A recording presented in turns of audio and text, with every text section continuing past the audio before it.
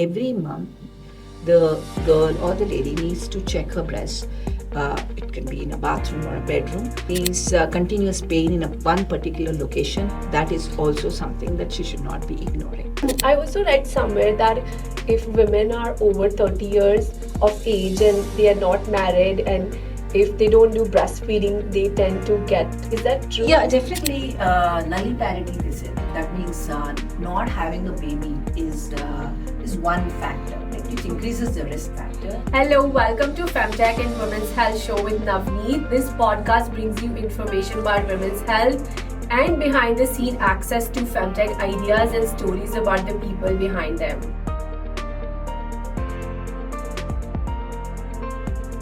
Today I'm sitting down with Dr. Geetha Manjunath, the founder and CEO of NIRAMAI Health Analytix. NIRAMAI is a deep tech startup from India which offers a novel test for early detection breast cancer in India.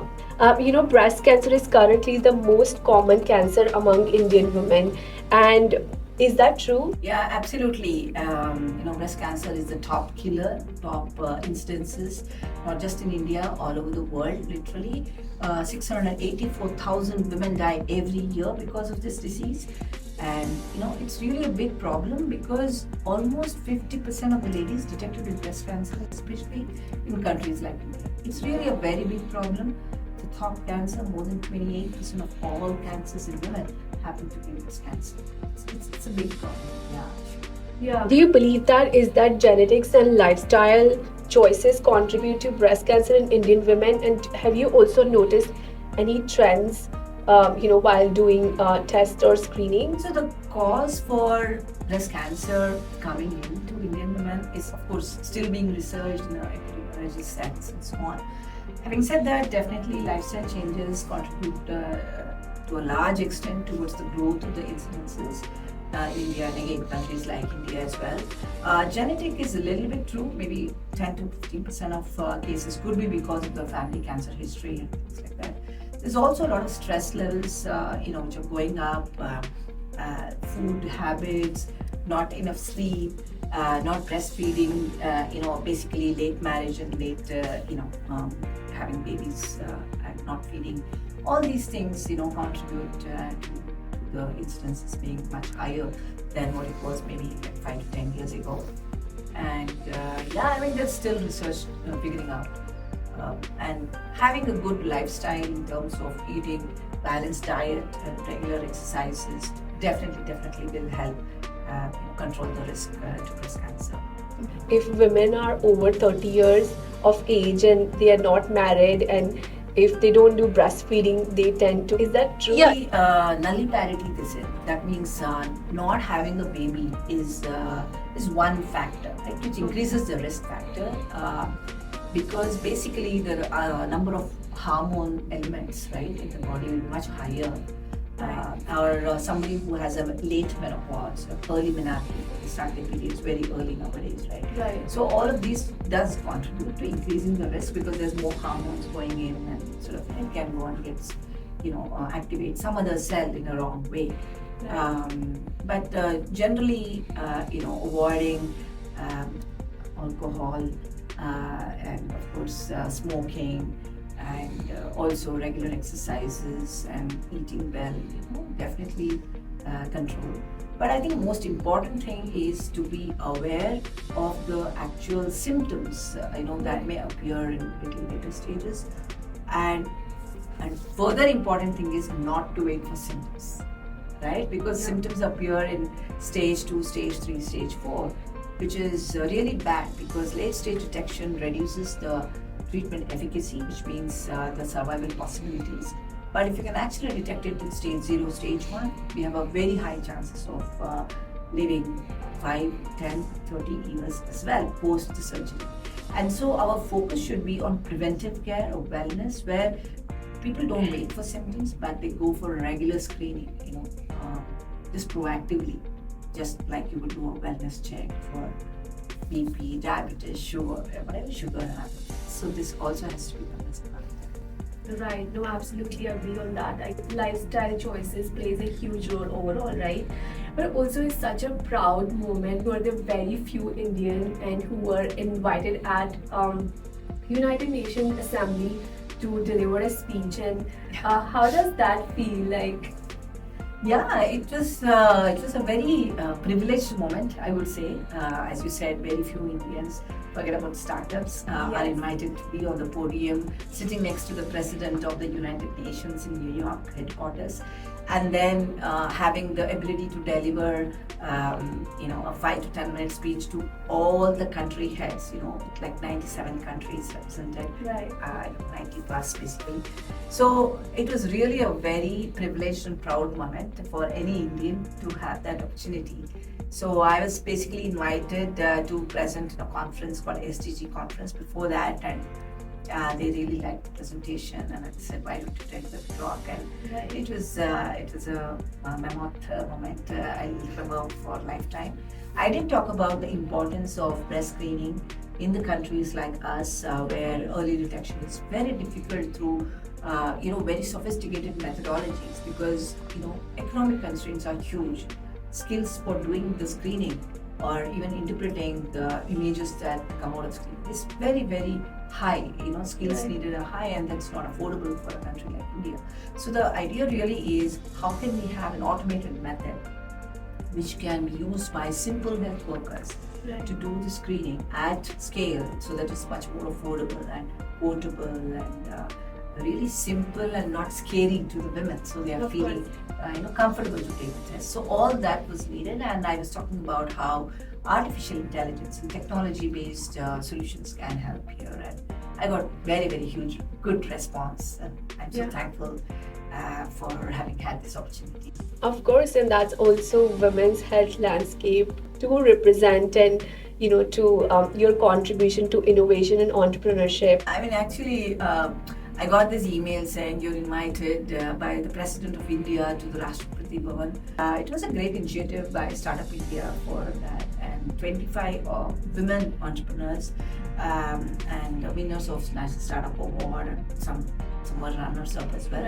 They were invited, and it was a great moment to actually see the President just 3 feet from us. You're like, it's unbelievable, and you're sitting in front of her, and we got an opportunity to stand up and talk about our project, and it was a startup work, and it's really a very, very privileged moment. We got a nice special tour of Rashtrapati Bhavan and the new museum and different parts which are not generally open to public.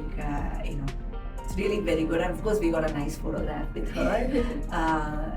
It's something that we see on TV and see her on TV, and sort of we understand a little bit. And she was very appreciative about women coming forward and doing these startups, and the kind of work that you are doing, Namit, is also excellent, right? In trying to promote FemTech and women founding startups, right? Women founding startups. So that is what she said. Spread this. Scent or like perfume, and get more women excited to do these kind of leadership activities. Of course. And it's just extremely motivating for us and for my team, to have had this recognition. So again, some of these proud moments, the kind of support we've received from the ecosystem has been really very very fulfilling for us, because when you're in this journey trying to pave your own way to do something what you want to do, like save lives, it's very hard. There's a lot of challenges that come across, and some of these sort of fan moments really help us keep the motivation going, and Absolutely. Forget all the hardships that involve. What are the early signs of breast cancer, and how someone can examine themselves at home? Absolutely. I think it's a great question, because every lady needs to understand if they are seeing some symptoms, right? I would say like 4 things they need to look for. Every month, one day, it could be your birthday, like 3rd of every month, something like that. Right. Or 5 days after the menstruation cycle is over, you can have a particular. And every month, the girl or the lady needs to check her breast, in a bathroom or a bedroom, where she uses her fingers to sort of pass and then figure out if there is any lump or some kind of a hard stuff. And a lump is basically like a lemon seed, that hard, right? So if she finds something like that, then she definitely needs to go to a gynecologist or physician to make sure that she is not on a false alarm and make sure that something needs to be done, such as imaging or breast examination by an expert.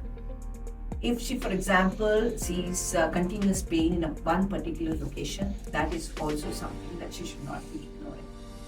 Third one is basically on the skin. If there are certain rashes or like orange peel, like dot or something in certain locations, then she definitely needs to consider. And fourth, most importantly, any kind of liquid coming out of the center point is definitely requiring huge attention. I would say it could be blood, it could be like a pus kind of thing, water, anything. She should not ignore that.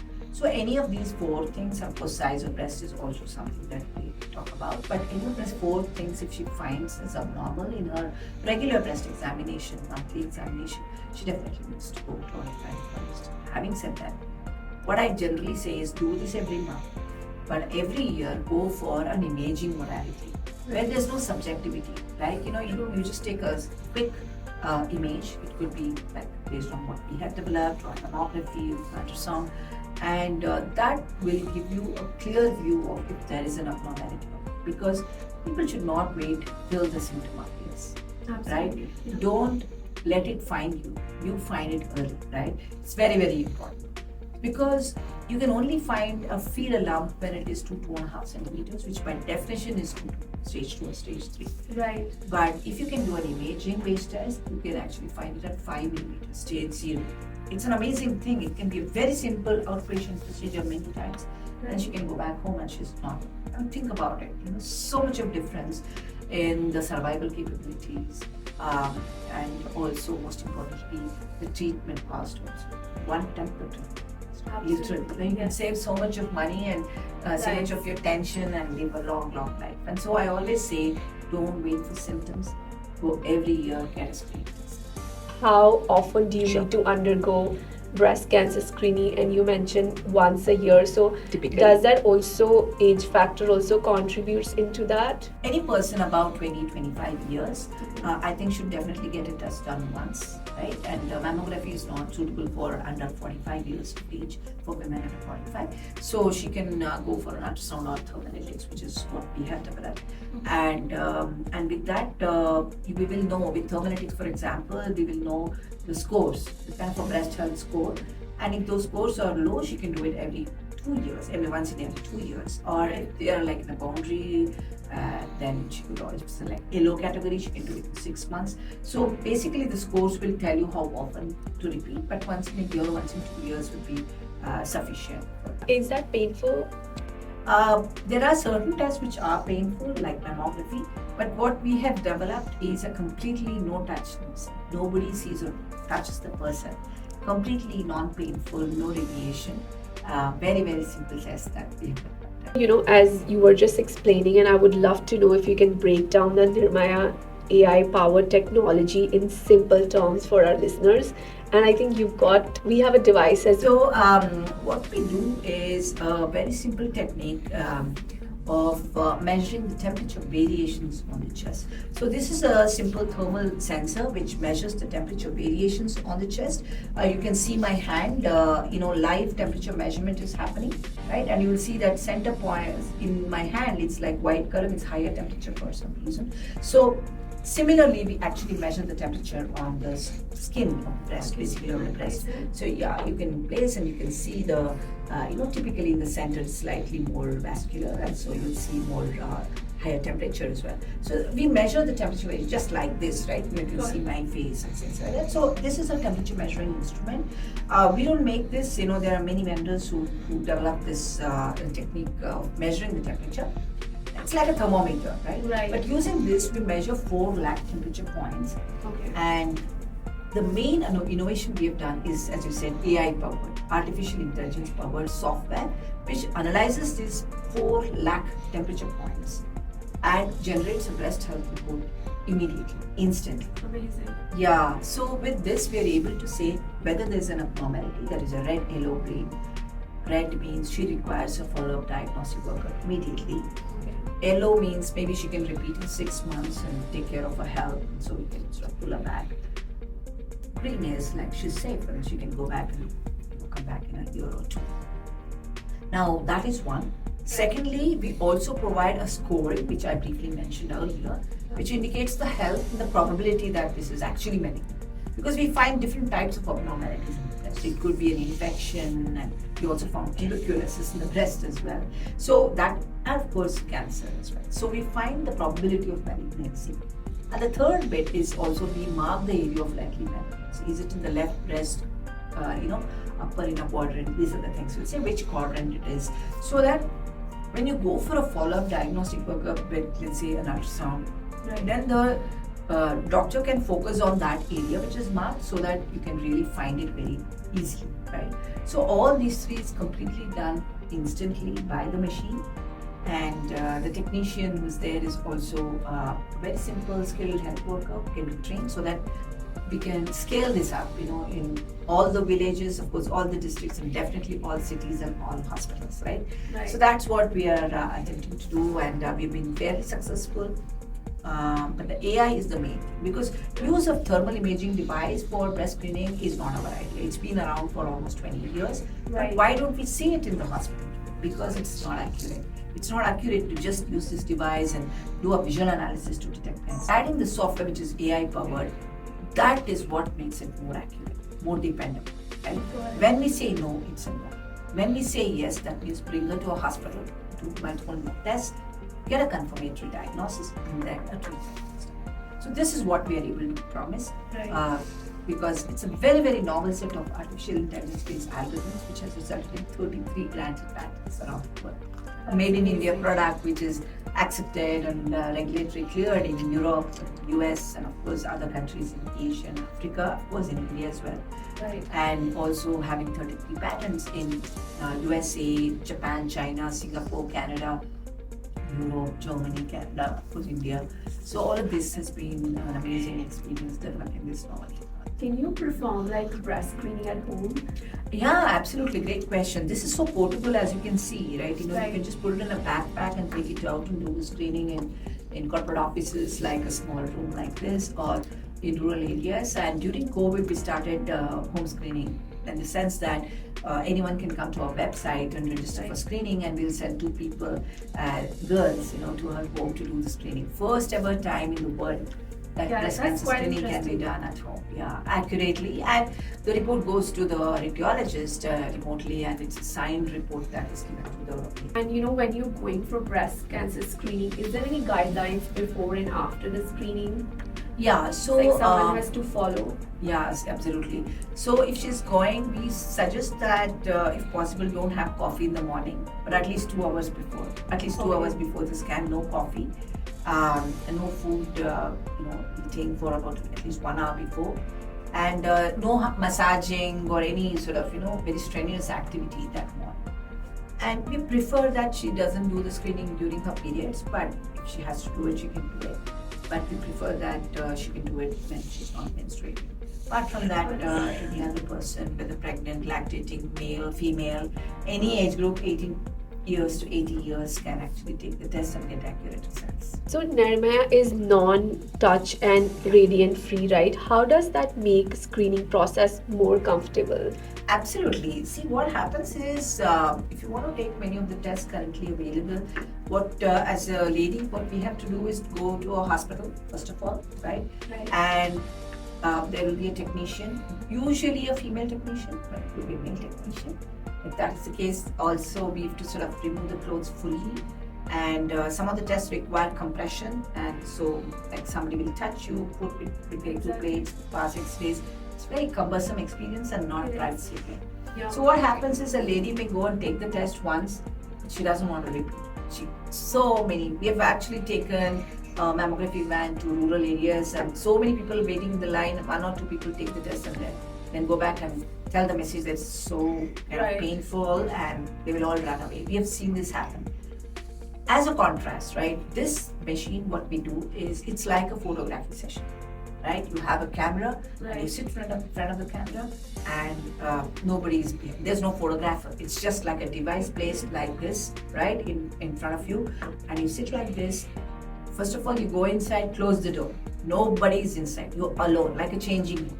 Then, of course, you have to remove the clothes and sit in front of the device for about 10 minutes. Right. There'll be cool air that will be blown for about 5 to 8 minutes, and after that, the technician visiting outside will say, turn to the left, turn to the right, just like we are sitting here. Like you have your own rotating. privacy. Exactly, and Yeah. all you need to do is rotate like what we are doing here, and when the clothes have come out, you're reported to it. It's as simple. Amazing. No see, no touch, no radiation, no pain, and completely privacy aware. Nobody sees her, right? And it's Right. so important, Navneet, that a lot of women want to do this test. They've gone and told so many of their friends and family members to bring it. Yeah. You go to corporate offices like Google, Wells Fargo, so many of these sort of top corporates have offered this solution to their employees, women employees. You just ask for a conference room, cover this whole thing. We have full coverage, Right. like a curtain-based covering we do, and do the screening in the office. Instead of going and drinking coffee for 10 minutes, come and take your test, and Right. 15 minutes of your time, you increase your lifetime by 15 years. Why not? Exactly. Yeah. So that's what we try. Some women might be hesitant about AI involvement in healthcare. How does NIRAMAI ensure human-centered care and address data privacy concerns? Absolutely. So when we actually go to rural areas, right, they're not really bothered about AI or data privacy, honestly, right? Right. What they're bothered about is their own privacy first, and making sure that the results are privately shared with them, right? They don't want, obviously we're not going to a mic and saying you are positive, so we keep that very confidential. Do they have this fear that this is technology, because they're not educated? No, on contrary, right? When we go to the villages, they all like that we're sitting with the laptop and trying to do some sophisticated stuff, as opposed to hand-based examination, right? The alternative is a hand-based examination. Right. They'll say, "Koi aa gaya," and then they're just sort of touching and then going, and no test happened. But when we actually do this test, and there are multiple advantages. One is, of course, they are very open because there's like sophisticated computers and devices there. Having said that, some people may think, oh yeah, camera. No, like villages or even urban women, what we try to do is we show examples of what kind of images we take. Right. So it's an image like this, and I can share a few samples that you can show.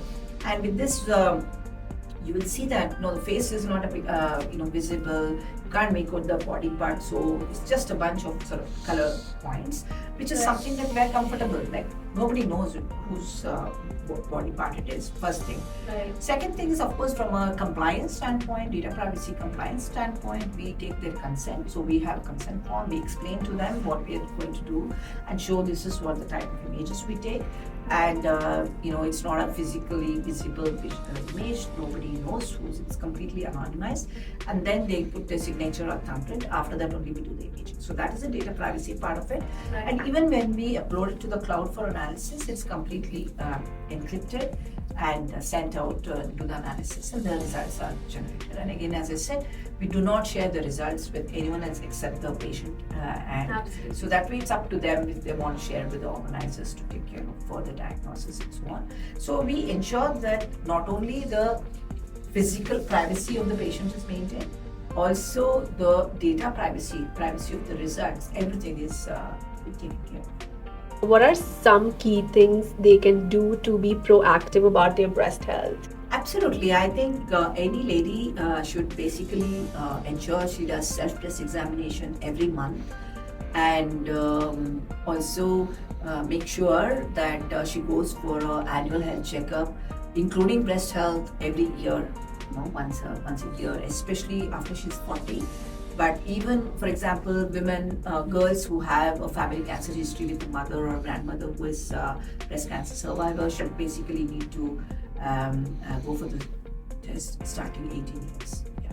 Because we found 17-year-old with cancer, right? Right. So it's real, it's happening around. Right. And I've seen thousands of women who are not even aware that something is happening. Right. Finally. But the good news is, breast cancer is completely curable. Nobody needs to die of breast cancer. The only thing they need to make sure is early detection. Early detection. Yes. Earlier you detect, much safer, much lower cost, much faster you can go back to normal. That's what I keep mentioning. And so make sure you do self-test examination every month and imaging test like thermalytics test every year, right? Because this is not subjective, no touch, no see, no radiation, no side effects. It's really a boon to women. I'm not saying it. So many of our people, more than 160,000 women, that is 160,000 women, have already gone through this test. Right. It's available in 200 plus locations, already in 8 countries. So with this, we are seeing more and more adoption, right? Just this morning, I got a wonderful message from Thailand. They want to just go full on, right? Right. So this is the next country. So there are several countries, including US, which is using this. Right. So I think I really urge every lady to take this test once at least, so that you get to know your health score. And also, what are your future plans to know about NIRAMAI, and how do you envision to see, I wouldn't say India because you're already placed in global markets, and to make, to contribute to women's health overall? Yeah, I think one vision that I always mention to my team, right, is that we need to take this solution to every lady. Right. Which means, of course, in India, rural, urban, haves, have-nots, developing countries, developed countries everywhere, because not because it's kind of what we did, because it's really helpful to detect early cancer. Right. And it's so simple, so affordable, accessible as well. So in that regard, right, our effort has been to partner with collaborators from different areas, different parts of the world to make this happen. Because as a small team, we can't go everywhere. So we partner, do revenue sharing, and go to different countries. So we recently signed an agreement for 80 countries, starting from 8. That is one expansion of this itself. Furthermore, we are also researching, and we've just started looking at how can we enhance this for other type of cancers and other type of abnormalities in a non-invasive way. Can we detect using AI? So we've just sort of completed the beta release of a whole body scanner. Hopefully it will be available in about a year's time in many of these hospitals where they've already invested in the hardware. All they have to do is start offering another solution just with the same equipment.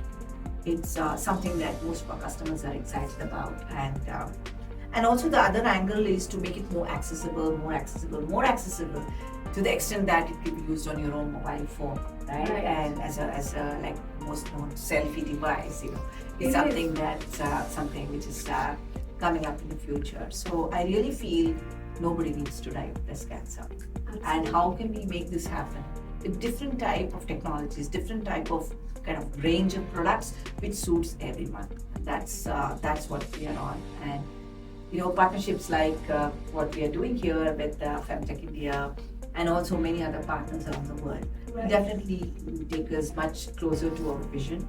And I'm very thankful that you've been able to give me this space time on your program. Thank you. Thank you so much. It's a pleasure to have you, and I think you are doing amazing work, including myself. So many women look up to you. Thank you. And I'm so excited about how you are taking made in India product across the globe and making all Indian proud. Do you have any message for our listeners? There's so many young women who are building in this space, and you've been OG in FemTech. Yeah, I think I would say one thing.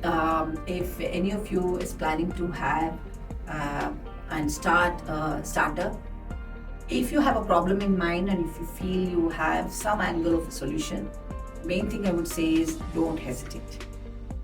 I know as women we doubt ourselves more than having confidence in our abilities. It's okay. What I have seen is that no one can know everything. There will always be some gaps in everyone, male or female startup founder. So trust in what you know, trust in your intent, trust in your passion, and go for it, jump. You will definitely find the success there.